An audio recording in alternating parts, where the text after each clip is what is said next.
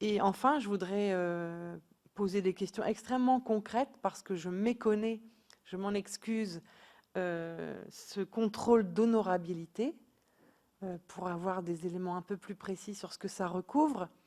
Je me réjouis d'entendre que pour l'instant, et je souhaite que ça dure, il n'y ait pas eu d'opposition à cette démarche au regard justement de l'engagement bénévole qui peut parfois être jugé insuffisant ou enfin en tout cas auquel on voudrait mettre le moins de contraintes possible. Mais je voudrais avoir des éclairages et des précisions là-dessus parce que comme ça, de manière un peu a priori, je me dis que avoir des exigences plus importantes en direction des bénévoles, ce qui me semble absolument impératif en effet, ça ne peut que s'assortir de mesures qui les accompagnent. J'ose pas utiliser le mot de statut, mais enfin d'une évolution de leur rôle.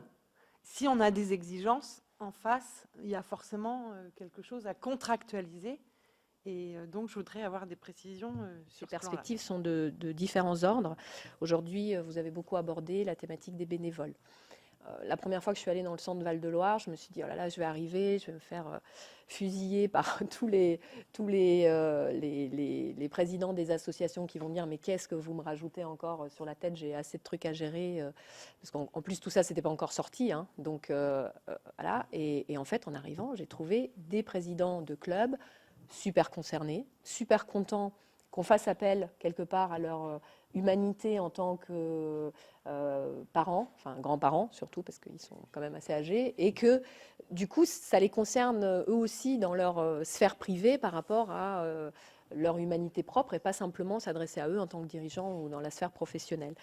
Et ils étaient très allants et ils m'ont même dit, ça a émané d'eux, le fait que si on allait au bout de tout ça, ça allait vraiment permettre d'avoir une vraie réflexion pour le coup sur leur statut, le statut des bénévoles, des dirigeants, sur une politique de recrutement des bénévoles, se dire, bah, si jamais ils sont tenus en début d'année de faire une liste assez précise de quels sont les bénévoles en contact des enfants, quels sont les bénévoles qui vont s'occuper des inscriptions, lesquels vont s'occuper des buvettes, lesquels vont s'occuper des transports.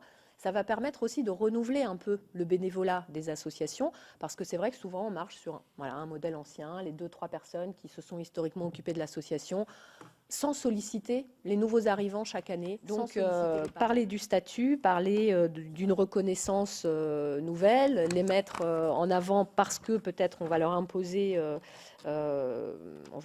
quelque chose de nouveau. Donc, enfin, comme vous avez dit, ces exigences positives, effectivement, ça devra être accompagné de mesures qui leur servent et on va le travailler avec Gabriel Attal sur cette partie bénévolat.